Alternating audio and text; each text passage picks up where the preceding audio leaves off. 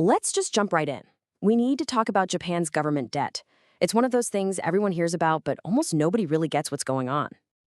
Just take a look at this number, 1.2 quadrillion yen. I mean, that's a number with so many zeros, it almost loses all meaning, right? It just looks impossible. And when you see a number that big slapped on a country's debt, your brain immediately jumps to one conclusion. Is this whole thing just a ticking time bomb? Especially if you're a young person in Japan, you've probably heard this your whole life, that the country is on the verge of some kind of massive financial collapse. But is that actually true? All right, to really get to the bottom of this, we have to grasp one absolutely crucial point. And once you get this, it changes your entire perspective on that giant, scary number. Okay, here's the big idea. Government debt is nothing like your household debt. It's a totally different beast. See, if you or I get into debt, we have to go out and earn money to pay it back. We can't just print more money. But a government that controls its own currency, like Japan with the yen, well, they can. In theory, they can always create the currency needed to pay their bills. This one fact is the key to understanding why Japan hasn't collapsed. So, let's break down the first big reason why things are stable. Because it turns out the most important question isn't just how much debt is there, it's who actually owns all that debt. And when you look at who owns Japan's government bonds, it's kind of shocking. Almost all of it, like 95%, is held inside Japan. We're talking about the Bank of Japan itself, domestic banks, pension funds, even regular Japanese people. Foreigners, they own a tiny little slice of the pie. So in a very real sense, Japan basically owes the money to itself. So what does that mean, that it's all owned domestically? Well, it's a huge deal. Because the debt is in yen and held by Japanese institutions, the country is protected from big swings in foreign currency. Think about it this way. If Japan owed a ton of money in, say, US dollars, and the yen suddenly got weaker, their debt would instantly become much more expensive to pay back. But since it's all in yen, that risk just disappears. It gives them this incredible stability and dramatically lowers the immediate danger of default. And how is this even possible? Well, it all goes back to Japan's famous savings culture. For generations, people and companies have been really good at saving money. This created this massive, deep pool of domestic capital that was always there, ready to buy up government bonds, which are seen as a super safe investment. But regular savers are only part of the story. There's another huge player in this game, maybe the most important one of all, the Bank of Japan.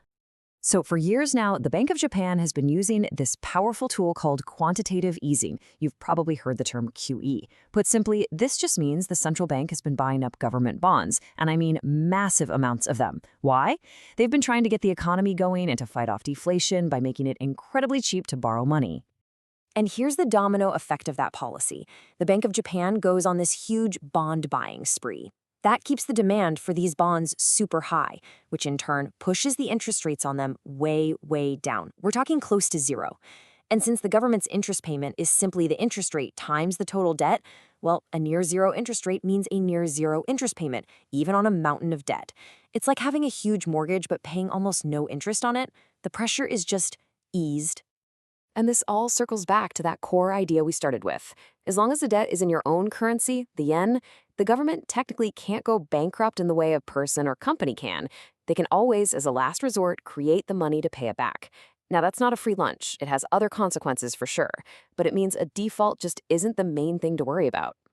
Okay, so we've laid out the case for why Japan isn't about to fall off a fiscal cliff. But, and this is a huge but, that does not mean everything is fine and there are no risks. Far from it. Let's flip the coin and look at the potential problems lurking under the surface. Because this stability we've been talking about, it's not some law of nature.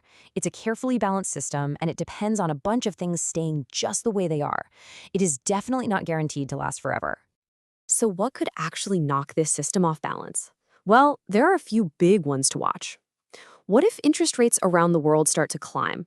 Japan might have to raise its own rates, and suddenly those debt payments wouldn't be so small anymore.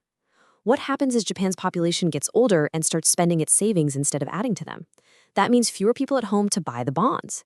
And you can never rule out some unexpected shock, economic or political, that just shatters everyone's confidence. And that loss of confidence is the real danger, because it can create a nasty feedback loop. Imagine interest rates start to tick up.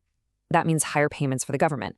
That makes the market nervous, which could push rates even higher, and you can see how this could spin out of control pretty fast. It's this exact kind of vicious cycle that keeps policymakers up at night. So, if those are the risks, what's the solution? How does Japan get onto a path that's truly sustainable for the long haul? Yeah, the tough reality here is that there's no magic bullet.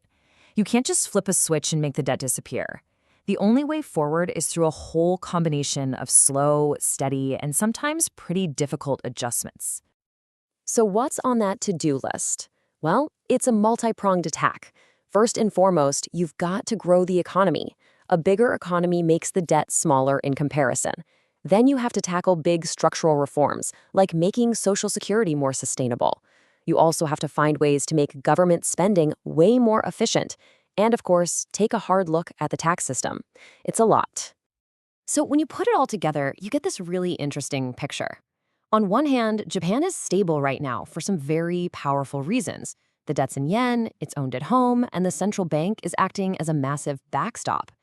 But on the other hand, you have these huge future challenges barreling down the road: a changing population, the threat of higher interest rates, and the simple fact that all these reforms require real political courage. And really, it all boils down to one fundamental question, not just for Japan, but for a lot of countries. How do you find that perfect balance? The balance between doing what's necessary to support the economy and people's lives today, while also making the responsible, sometimes painful choices to make sure the future is financially secure for generations to come. That is the tightrope they have to walk.